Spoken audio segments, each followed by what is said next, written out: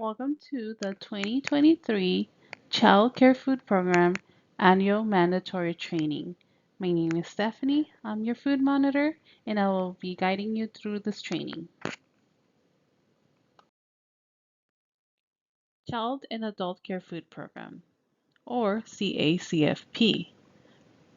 Regulations require that all providers receive a yearly training to discuss material that is critical in remaining in compliance with the CACFP.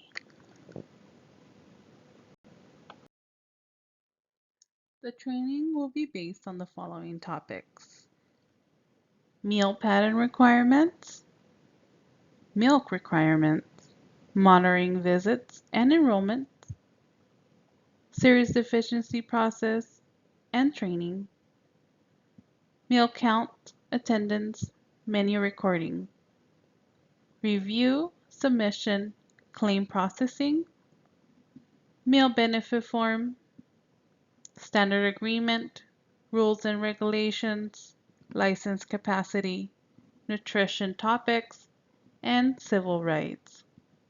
Although you're probably fully aware of each area, it is important that each provider is confident in their knowledge of the program and to remain in compliance with regulations.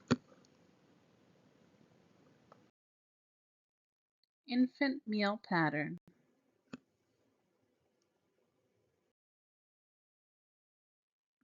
Infant meal pattern. There are two age groups, 0 through 5 months, breast milk or formula, 4 to 6 ounces can be served. Ages 6 through 11 months, breast milk or formula, 6 to 8 ounces can be served. 0 to 4 tablespoons of infant cereal, meat, fish, poultry, whole eggs, cooked dried beans or peas can be served. 0 to 2 ounces of cheese, 0 to 4 ounces of cottage cheese, or 0 to 4 ounces of yogurt or a combination can be served. 0 to 2 tablespoons of vegetable, fruit, or both can be served. These are required when infant is developmentally ready. Breast milk and breastfeeding. If the mother comes to the daycare to directly feed her infant breast milk, you can claim those meals. Meals can be claimed if a mother brings expressed milk and if breast milk is the only food item served. Only the enrollment form is needed without the formula decline form for as long as the child is on breast milk. Breast milk is the optimal source of nutrients. Bottles of breast milk must be stored in a refrigerator, used within 72 hours, and must be labeled with the infant's name and date of expiration. 6 through 11 month gradual introduction of solids. Solid foods. Once the infant is developmentally ready, you are required to offer solid foods around 6 months of age or as developmentally ready. And infant readiness depends on his or her rate of development. Communicate with parents about when to introduce solid foods. Fruits and vegetables. Required to be served at snack when baby is developmentally ready. Juice can no longer be claimed for any infant under 12 months. Grains. Ready-to-eat cereals like Cheerios can be served at snack only. Meat and meat alternatives. Yogurt can be served to older infants developmentally ready to accept. The same guidelines apply as older children and same sugar limits apply as well. Whole eggs can be served to infants. Previously, only egg yolks were credible for infants. No cheese foods or cheese spreads allowed. Tofu is not credible meat alternative. Infant feeding reminders. Enrolling infants. You may not avoid this obligation by stating that the infant is not enrolled in the food program. Infants do not follow the regular meal schedule, they follow their own feeding schedule. You are required to have at least one iron-fortified infant formula, any brand approved for sale in the United States. Look at the nutrition label to make sure it is iron-fortified. Enrollments. Who is providing formula? Name of formula. Parents or provider.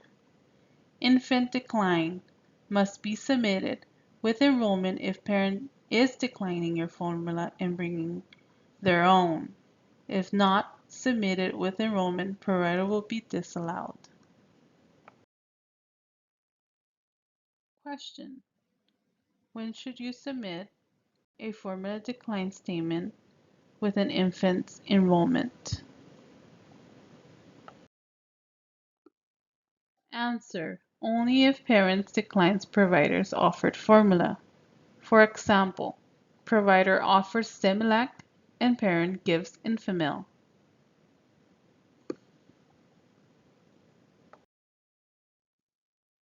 Question. What is accepted as store-bought blended baby food?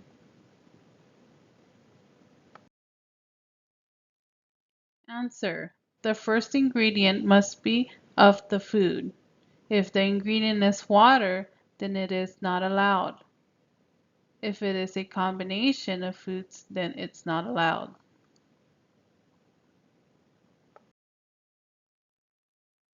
For example, water as the first ingredient is not allowed.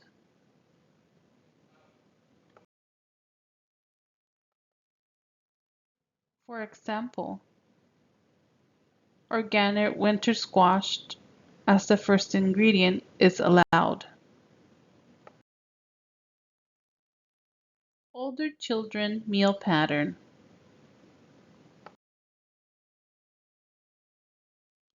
Milk requirements. Children between 1 to 2-year old whole milk unflavored must be served.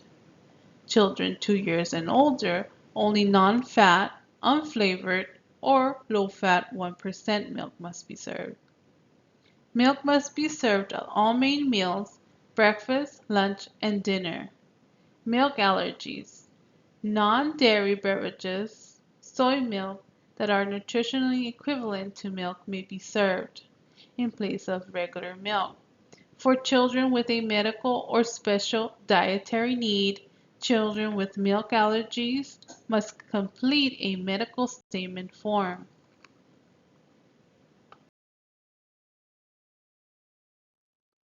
2% milk is not allowed. Don't buy your milk based on the color of the label. Make sure it says whole milk, 1%, or fat-free.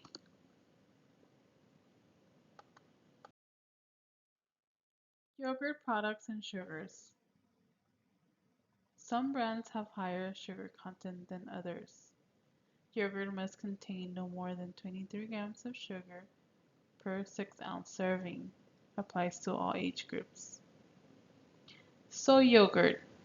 Half a cup of soy yogurt is credible as 1 ounce equivalent of meat alternative and must contain no more than 23 grams of sugar. Non-credible yogurt products. Frozen yogurt, drinkable yogurt, homemade yogurt, yogurt bars, yogurt covered fruit and nuts, yogurt in commercially prepared smoothies. Question. Can a milk alternative, almond milk, soy milk, coconut milk, oat milk, replace the milk requirement for main meals? The answer is yes, only if a medical statement is on file. A medical statement is also needed if child has allergies to peanuts, grains, fruits, vegetables, dairy, or citrus. Question: how many times a week can a meat or meat alternate be served at breakfast? Answer is up to 3 times per week. Meat and meat alternates may be served in place of the entire grain component at breakfast a minimum of 3 times a week. 1 ounce equivalent of meat alternate is equal to 1 ounce equivalent of grains. For example, cheese, omelette, fruit, milk. Tofu, soy, yogurt, and edamame is credible. Tofu is not credible towards reimbursable meals for infants. Forms silken, soft, firm, and extra firm. Blended into a recipe such as soup that is not recognizable is not credible. Soft or silken tofu varieties commonly added to smoothies and baked desserts are not credible. Firm or extra firm tofu in dishes such as stir fry, omelets, and soups that is easily recognizable may be counted towards the meat alternate component. Commercially prepared tofu must meet protein requirements 5 grams per 2.2 ounce by weight. This is credible as 1 ounce of meat alternate, not homemade.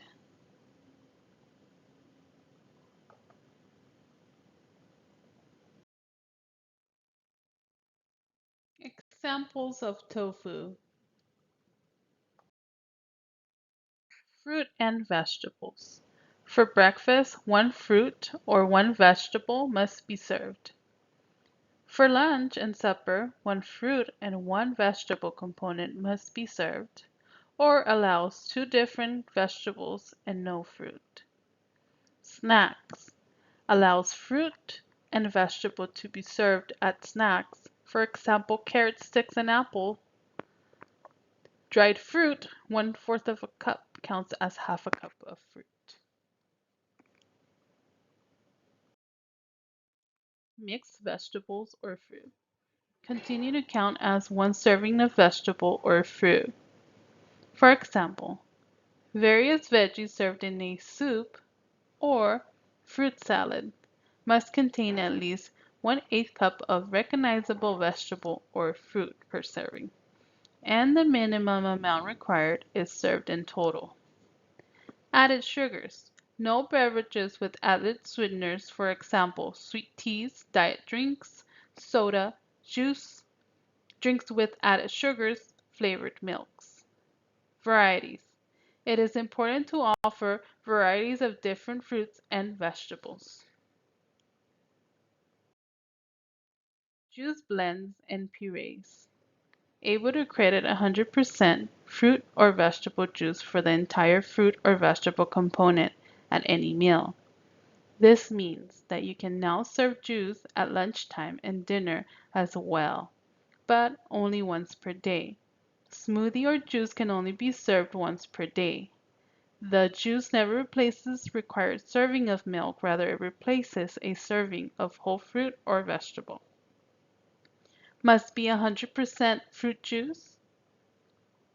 Leafy greens. Keep in mind that 1 cup of raw uncooked leafy green counts as a half cup of vegetable.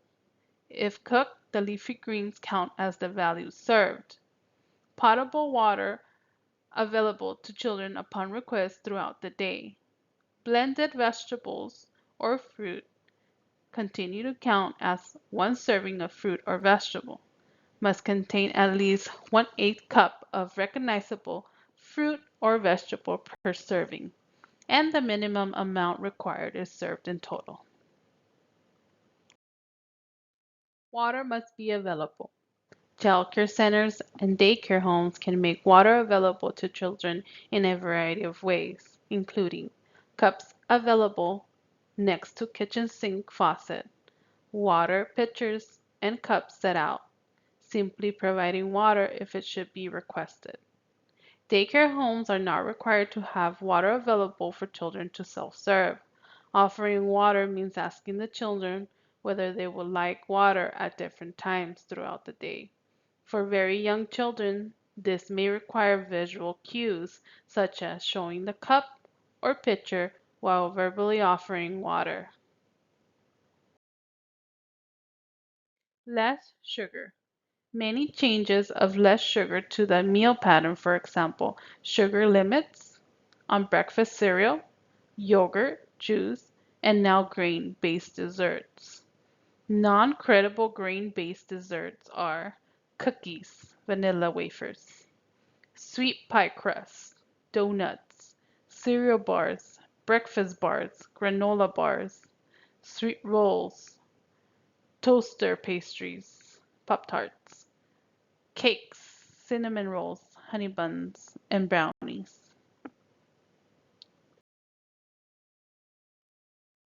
Question: how many times a day do I have to serve a whole grain rich foods? Answer: at least one serving of grain per day, and your daycare must be whole grain or whole grain rich. Whole grain rich foods are those that contain 100% whole grains or at least 50% whole grain, and the rest are enriched. Choose at least one meal or snack that includes a whole grain rich food. How can I find whole grain foods? It says 100% whole grain. The food package says it's 100% whole grain. If you see these stamps, make sure you buy the ones that says 100% whole grain. If it simply says whole grain, you must check to see that the rest of the ingredients are enriched. Whole grain foods. These grains are whole grain ingredients: whole wheat, millet, brown rice, rolled oats, wild rice, whole grain barley, oatmeal, whole grain sorghum, bulgur, whole rye, whole grain corn, buckwheat, quinoa. If the only grain is whole and it's listed as the first ingredient or second after water, then it's 100% whole grain. For example, white whole wheat breadsticks. First ingredient whole wheat flour, second ingredient water, third ingredient enriched unbleached wheat flour.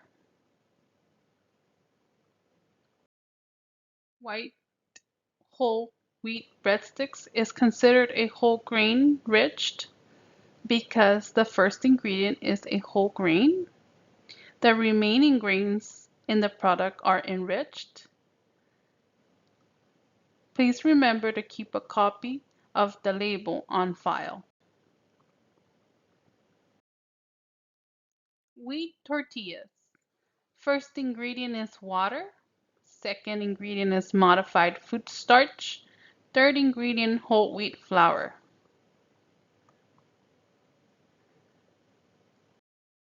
These whole wheat tortillas are not considered whole grain rich because a whole grain is not the first ingredient by weight, and modified food starch is not a credible grain.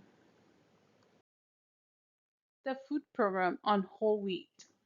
The food program requires that whole grain, whole wheat be claimed at least once a day.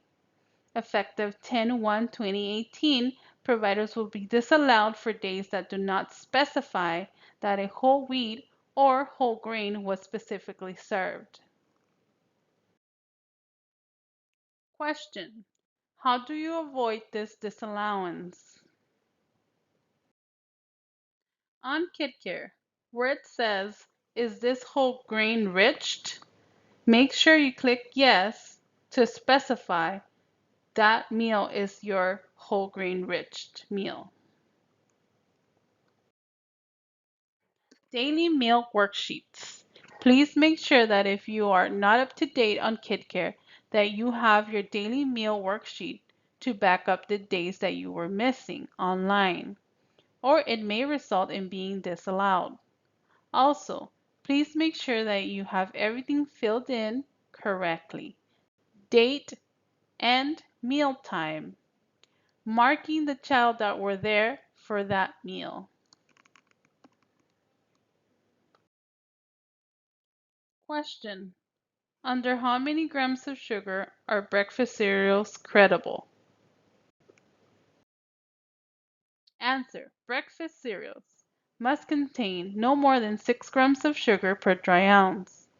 Breakfast cereals include dry cereals, instant, and hot cereals. Look for the cereals approved for the week program. Any week approved cereals in any state meets the food program sugar requirements. Many grocery stores post week shelf labels. Look at the nutrition fact label. Do a quick calculation by dividing the number of grams of sugar per serving by the number of grams cereal per serving. If the result is 0.212 or less, the cereal is credible.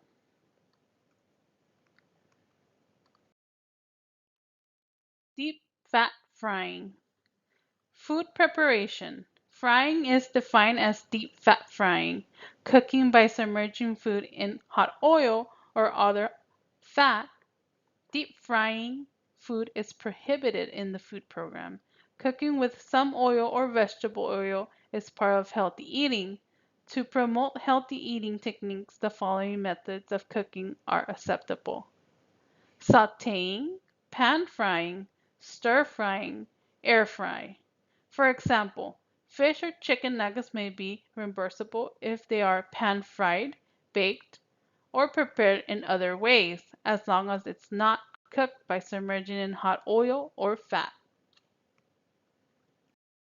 Using food as a reward or punishment. Using food as a reward or punishment is prohibited. Requires providers to ensure that the reimbursable meal service contributes to the development and socialization of enrolled children by restricting the use of food as a punishment or reward. It is also prohibited to withhold beverages such as milk, as it is part of the reimbursable meal. Example: putting the milk or fruit on the counter and refusing to serve it to the child until they finish another food. Another example: refusing to serve the milk to children because they will spit it or drink it before they eat other food. Monitoring visits. Visits will be conducted at least 3 times a year by your analyst. All visits will be unannounced. If provider is not present, assistant must have access to all records pertaining to the food program and make them available for review for your analyst. Paperwork must be kept daily to avoid disallowance. The meal you enter must match the meal observed by the analyst on the day of your visit. If the meal does not match, you will be disallowed for that meal. If you serve your meal before your chosen meal time, you must inform your analyst. Enrollment. Copies of enrollments of all active child must be kept on file and be available at all times. Analysts will be requesting to see all copies at times of visits. Copies of most recent renewal will also need to be kept on file and be available. Paper or electronic copies are okay. All children need to be enrolled in the food program within 5 days of the start date. Signed and enrolled dates must match. If dates do not match, analysts will activate as of the latest date on child's enrollment. Example of child enrollment report. The enrollment date must match with the date the parent signed. Closed away from home. Contact the office. Providers must notify the sponsor when daycare will be closed. Closed for the day, vacation, no attendance, etc. Regulations. Providers must notify the office if they will be away from their facility during meal times. Notifying the sponsor avoids the chance that the monitor will arrive for an unannounced visit and find no one at home. Meals normally claimed during that day will then be disallowed and provider may be found as service deficient. If you claim meals on KidCare, you can enter closed days and open on holidays on the calendar as seen below. Home daycare license. Did you forget something? Providers must notify the sponsor of any changes made to the provider's daycare license. This may include license capacity, increase or decrease, name change, address change. Failure to notify may place provider on serious deficiency. It is the provider's obligation to inform us if license capacity changes, name change, address change, or any CCL citations. Home daycare license fees. Submit your proof of payment. Licensing renewal. Federal rules require that in order to participate in the Child Care Food Program, you must have a current child care license. Since most licenses do not have an expiration date, you are required to pay annual fees in order to keep your license current. As proof that you have paid your fees, you will need to send us a copy of either the following: copy of your canceled check front and back, a money order, if paid online, a copy of online receipt, copy of bank statement. If we do not receive proof of renewal documentation before your renewal due date, or if fees are paid late, your claim reimbursement will be affected and may not be processed.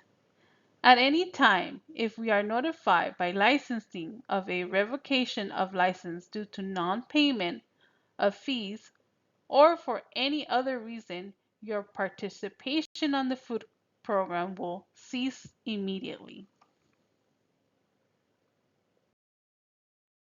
Capacity regulations. Small family child care license. 8. You may care for 4 infant only, 0 to 2 years old, 3 infant and 3 older children over the age of 2, 2 infants and 6 older children, 2 school-age children, 1 at least 6, and 1 enrolled in kinder. Large family child care license 14. You and your assistant may care for 4 infants and 8 older children over the age of 2, 3 infant and 11 older children, with at least 2 children over the age of 6. Reviews of rules and policies. Records and home reviews. Daily records of meals claimed are mandatory. You must have available for review when daycare is open. Menus, attendance, child enrollments are to be submitted within 5 days from the child's start. Parent sign date must be the same as date enrolled. Keep these records for 3 plus current fiscal years, a total of 4. This also includes all daily meal worksheets and enrollments or renewals. Reimbursement guides. Reimbursement is issued to providers. All claims must be submitted by the 5th of the month to Children Resource and Referrals. When funds are received from CDE, funds will be released within 5 days from receipt date.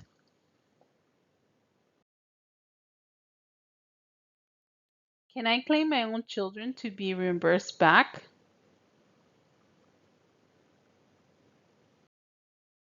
The answer: a meal benefit form is required to be submitted if provider is claiming own children. Provider is claiming grandchildren, nieces, nephews that live in the provider's home. Also, we will need recent tax documentation or if you receive help like Call Fresh or Call Works. Then we will need proof of approval with the date you were approved. You can access that from the website or contact your worker. Civil rights, non-discrimination statement. In accordance with federal civil rights law and U.S. Department of Agriculture, USDA civil rights regulations and policies, the USDA, its agencies, offices, and employees, and institutions participating in or administrating USDA programs are prohibited from discriminating based on race, color, national origin, sex, disability, age, or reprisal or retaliation for prior civil rights activity in any program or activity conducted or funded by USDA. Persons with disabilities who require alternative means of communication for program information, such as Braille, large print, audio tape, American Sign Language, etc., should contact the agency, state or local, where they apply for benefits. Individuals who are deaf, hard of hearing, or have speech disabilities may contact USDA through the Federal Relay Service at 800-877-8339. Additionally, program information may be made available in languages other than English. To file a program complaint or discrimination, please contact the USDA Program Discrimination Complaint Form, AD 3027, found online at http://www.ascr.usda.gov/complaint_cust.html, and at any USDA office, or write a letter addressed to USDA and provide in that letter all the information required in the form. To request a copy of the complaint form, call 866-632-9992. Submit your completed form or letter to USDA by mail at U.S. Department of Agriculture Office of the Assistant Secretary of Civil Rights, 1400 Independence Avenue, Southwest Washington, D.C. 20250-9410. By fax at 202-690-7442, or by email at program.intake@usda.gov. This institution is an equal opportunity provider. Civil rights continuation. Must have a Justice for All flyer display in your daycare facility. Examples of discrimination: non-enrolling infants, age discrimination, requiring parents of infants to provide their child's food items, denying access to program, not enrolling children in daycare in general, denying access to the program, Tier 2 providers meal benefit forms offered only to certain children.